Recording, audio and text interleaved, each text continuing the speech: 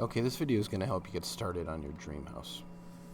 Now, if you open the PDF file, it gives you an outline of what is required in the dream house. So you've got at least 3 bedrooms. You're going to have a closet in each bedroom. One of those bedrooms should be a master bedroom. If you're not aware of what a master bedroom is, it's considered the bedroom that the parent or parents would stay in. Usually this bedroom is larger.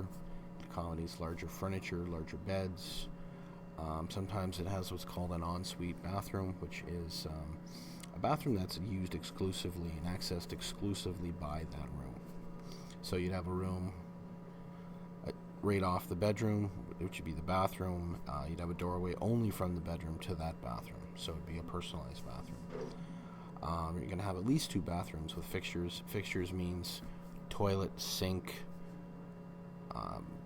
You're going to have, a spot to store your towels. You're going to have either a shower or a bathtub, things of that nature. You're going to have kitchen with appliances and furniture, so you're going to be required to have, you got to have a sink, a fridge, a stove, all the things that you'd have in a kitchen. You'd have to have, a place to sit, eat your food, living room. With furniture and entertainment, for example, you're going to have a television, place to sit and watch the TV. You're going to have a dining room. Now, if you want, you can incorporate the dining room with the kitchen. That's your option. You're going to be required to have a garage that holds at least 2 cars. The yard should have basic landscaping, trees, bushes, grass, sidewalks, back deck patio. You're going to have a driveway that goes to your garage, obviously. Back deck patio should have appropriate furnishings, barbecues, lawn chairs. The house itself should have some kind of wall decor, brick, siding, something of that nature. And all rooms, it says in the instructions, should have at least 1 window. Often people ask, do I need a bedroom, or do I need a window in my washroom? You don't. That's one room that you can forego the window in. You should have doors in your rooms. You're going to include a person to show scale. If you'd like, you can keep the person that shows up when you turn on SketchUp, and that'll give you an opportunity to show scale, just like in Assignment 4, so you had a good idea if your roof or if your door was large enough to allow a person to go in and out of. You're going to have a pitch on the roof. You're going to have no flat roofs. Make sure that you have hallways to rooms, and the good example that I always use is if you had a series of rooms, one after the other, and the one at the end was the bathroom, you wouldn't want to have to go through other people's bedrooms to get to that bathroom, okay? If you do have more than 1 floor, you're going to need stairs.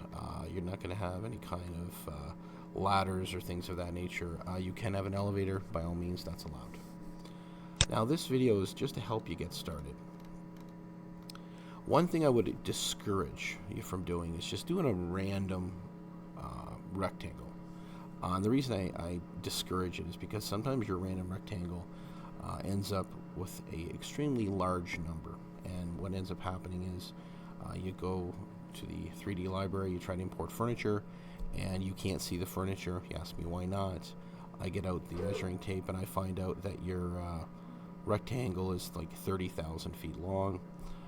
That's more or less the size of the Silverdome, where you go to see a concert. So that's something I discourage.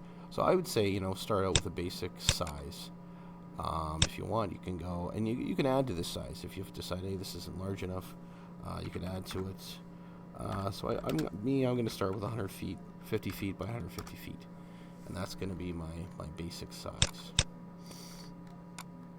So, once again, this is just to get you started. If this is going to be a 1-floor house, we would lift it up to the height that we want the rooms to be. Average home usually has a room that's about 10. If you've got an older home, you might have 12 feet high. So I'm going to go 12 foot high, and you're probably wondering, well, I can't see in the house quite yet. One thing I'd like to introduce you to is hiding surfaces, okay? So I'm going to right click, and you're probably used to going erase. Well, we're going to go hide. And you're going to go hide, and let's even hide this one. And now those surfaces are no longer visible, but they can come back. You're not going to have to redraw them, and to get them to come back, you're going to go View. You're going to click on Hidden Geometry, and this pattern is going to show up. So if you want that surface back, you can go unhide, and it's back. Now, if you're bringing back just one of these surfaces, you're going to want to turn off the hidden geometry to get rid of that pattern, okay? So I'm going to just re-hide this.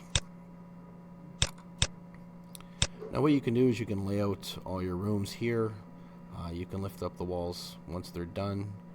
One thing you're going to have to do is you're going to have to import furniture. You can either go 3D warehouse, get models, and it'll take you to the 3D warehouse where you can get a variety of pre-made things. Let's just go bed, see what it brings. Okay, I'm going to go with this first bed. Brings up the information about it. I'm going to go download. Yes, I want to download this directly to my model. And let's just stick it over here by our person for scale. Okay. Now be aware that the 3D warehouse is filled with drawings that other people drew and they uploaded themselves. So the scale might not always be exactly according to real life scale. Now in the event you want to make something larger or smaller, I would say go up to Tools, click on the Scale option. We're going to bring it over to here, right click on there, and all these cubes show up.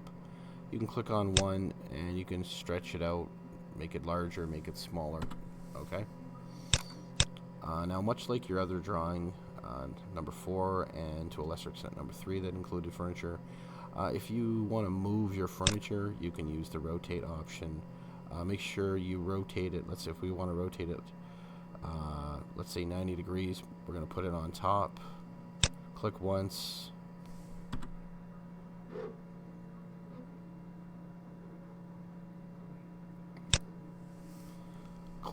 Click out, and now we can move it. You can type in the bottom, let's say you want to do like a 90 degree, you can type that in. So just that's a little tip there for furniture movement.